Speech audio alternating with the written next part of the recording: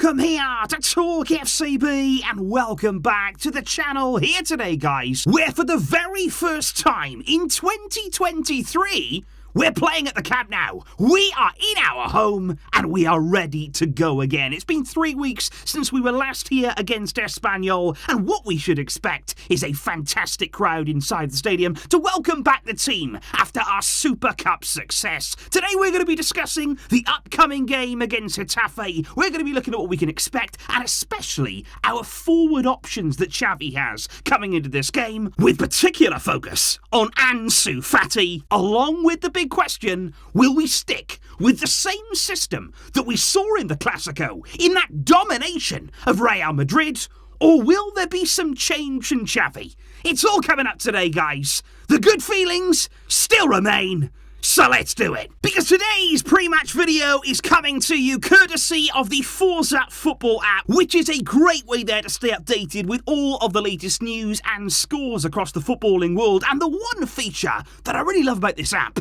the ability to hide the score. Because take Thursday's Copa game, for instance, that I know a lot of people struggle to watch that live. But if you still wanted to use the app, you still wanted to get updated on other scores, other news, but you didn't want to find out the Barça score, you can hide it. Beforehand, simply tell the app, I don't want to see that right now. I want to watch the game, catch up on everything, and then later on you can come back. So it's a really, really handy feature there that I've used on many, many occasions. And if you do want to download Forza there, simply follow the link in the description below. That will really help to support the channel, and I really, really do appreciate all of that great support from you guys. But if we do take a look now at exactly where Barca stand heading into this Sunday's match, because after a 2-week absence, we are back in La Liga action, 6:30 local time kickoff there from Barcelona, and we'll be looking to just continue our form in the league right now. We are approaching the halfway stage of the season. We're looking good, 16 games played right now. A lot of the other teams have played, of course, one more because of our participation in the Super Cup,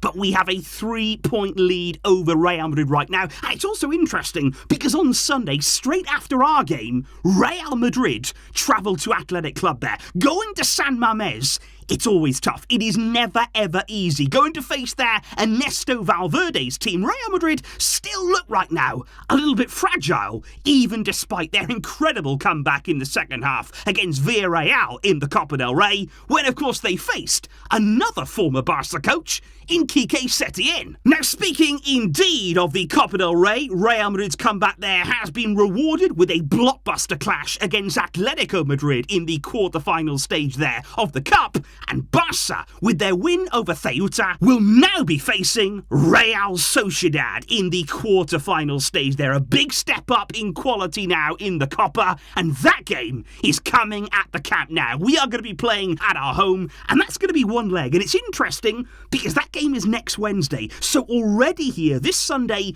are we going to see Xavi start to think about that game at any point? You know, if we're ahead in the game, if we're trying to put it there beyond doubt, may we see there a few decisions looking there at that big game that it is on Wednesday against top opposition as we're looking to secure another domestic cup. Let's wait and see what happens there. But I think the feelings right now amongst the team, amongst the group, amongst the fan base, they're really, really good. They're really, really positive right now at Barca. And I think actually, looking back at our last 5 results, looking at the year so far, I think that game against Intercity, that was a turning point for me there. The way that it was just sort of a wake-up call to the whole team against a third-tier team to concede 3 goals. And now after that game, everyone's focused. You look at the game against Atletico, how determined we were to keep that clean sheet. We built on that confidence then, winning against Real Betis on penalties in the Super Cup, all leading up then to that stunning display against Real Madrid. We've got to keep that going. Keep this momentum. Keep this confidence.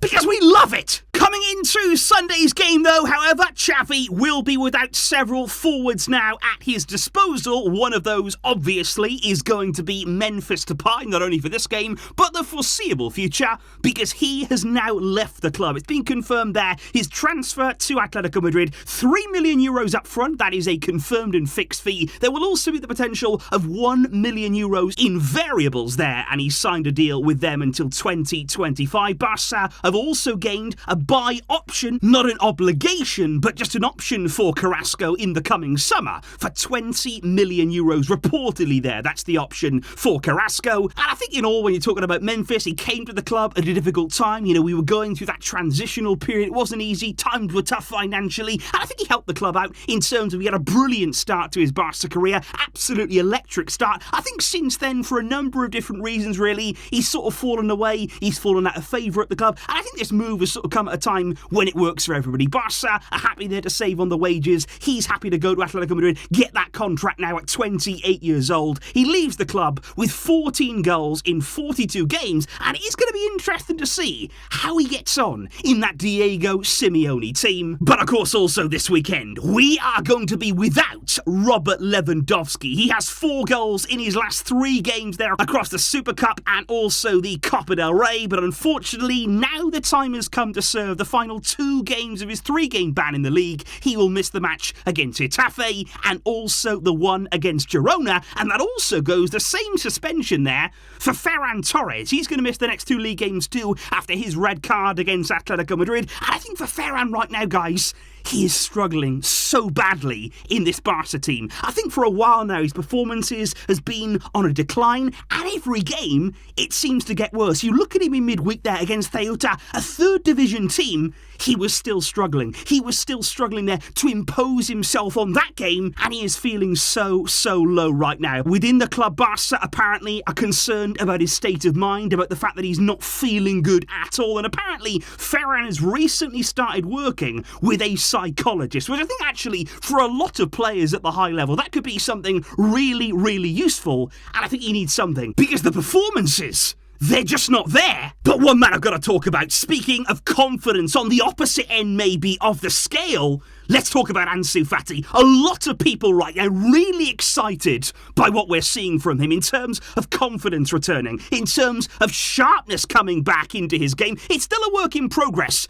but he's been building there. We had the winning goal against Intercity in the Copa del Rey. That helped with his confidence there in extra time in that game. Then we had that volley. What a goal it was against Real Betis. A big moment, a big strike in extra time again. More confidence to add to his game. And then again in the Cup in midweek. It's against lower league opposition, of course, but it was the way that he just came on and scored instantly. And that's the way that he's feeling right now. In front of goal again, he's starting to get goals. He's starting to pick up that clinical touch. That's what we want to see from him. We are so excited. We know the quality. We know the talent, and we really want it to come back. And of course, we've still got to be patient. This is still something that we're going to see gradually happen. Barca are being careful with him still. But Xavi has said he'll start on Sunday, and because of the suspensions that we are seeing right now and the exit, of course, of Memphis Depay, do not be surprised again to get a glimpse of this young man, Angel Alarcon. He's the 18-year-old forward that has been training with the first team right throughout this week. He made his Barca senior debut there in the Copa del Rey in the final 10 minutes against Ceuta. Xavi's been really impressed with him, and he's been so impressive this season at the youth level at Barca, and he may get his chance on Sunday in La Liga at the Camp Nou. What a moment that would be for the young man. And if we do then move on to the potential lineup that we are going to see from Xavi and the discussion here about which shape we should opt for. What should we see there following on now from that incredible Real Madrid performance in the Super Cup? Well, in goal, of course, Ter Stegen is going to be back in there from the Copa del Rey, got a bit of a rest. And then along the back line, it has to be those 4. We want Koundé, we want Araujo, we want Christensen, we want Balde. That's our back 4. That is the unit there that we're building, that we feel so strong, we feel like we have everything covered in that back line. So let's start with it here. Let's really get that consistency going. And then in midfield, that then is where the question lies. Because again, could we see from Xavi 4 of those players in there? Busquets alongside Frenkie de Jong, Pedri then more advanced, and could we see Gavi maybe drifting off again to that left-hand side, maybe all 4 of them? Now, throughout this week, Frenkie de Jong has been suffering with a little bit of discomfort. He hasn't really been feeling 100%. That's why he didn't play at all and wasn't included against Ceuta in the Copa. Now, if Frenkie wasn't quite ready to start this game, maybe Xavi didn't want to risk him, you could still stick with 4 players in there. Maybe you could directly reward Kessie for his good performance in midweek. Maybe give him a bit of confidence there by having a starting chance in a game like this, so you could do that. But I think there's also a chance here that we do revert to a traditional 4-3-3 setup. If Frenkie wasn't to play, for example, or maybe if you wanted to choose either Busquets or Frenkie, you would then go with Pedri and Gavi in midfield, and then a forward line of Dembele, of Ansu Fati centrally, and maybe then Rafinha on the right-hand side. Move Dembele over to the left, Rafinha out to the right-hand side, and I'm just interested there, guys. What would you do? Would you opt again for something very similar to what we saw in the Classico? Would you try and go for that control, pack the midfield areas there, really get hold of Getafe in that area of the field, and then play Ansu alongside Dembele? That could easily work very, very well. Or against this kind of opposition, lower league opposition, do you feel like we just go with 3 forwards? Do you feel there like we have the luxury to line up with those 3 and only have 3 midfielders out there at one time? Do let me know which of those systems you'd opt for and what you think Xavi will do on Sunday, because when we are now looking at the predictions, I've got to say once again, guys, and I really actually appreciate this, I still feel as though here, Barca fans, we are staying grounded. We've had some great results. We're feeling really good. We won the Classico very, very handsomely. We followed that up there with a huge win in the Copa. But even here against Getafe, we're not getting ahead of ourselves. We're not just going to say every game now Barca are going to cruise to victory. We all understand that these games can be difficult. They can be tough. It can be difficult to break these teams down. We're going to have to work hard. Every single game, we've got to arrive with the right mentality. Keep this focus now. Don't let it slip. Don't take one step back this weekend. Let's stay on the front foot. Let's keep this confidence going and make sure we beat Getafe at the Camp Nou. Please do let me know all of your predictions in the comments down below, guys. What do you expect Xavi to do in this game? What kind of match are you expecting? And what would your starting 11 be? Let me know that down below. Please don't forget as well to download Forza if you want to make sure you're staying up to date. Thank you for all your support, for tuning in to the videos. I really, really appreciate that. And I'll see you after the game on Sunday for the full breakdown of hopefully what was a special win. I will see you soon. But until next time, as always, Visca El Barça.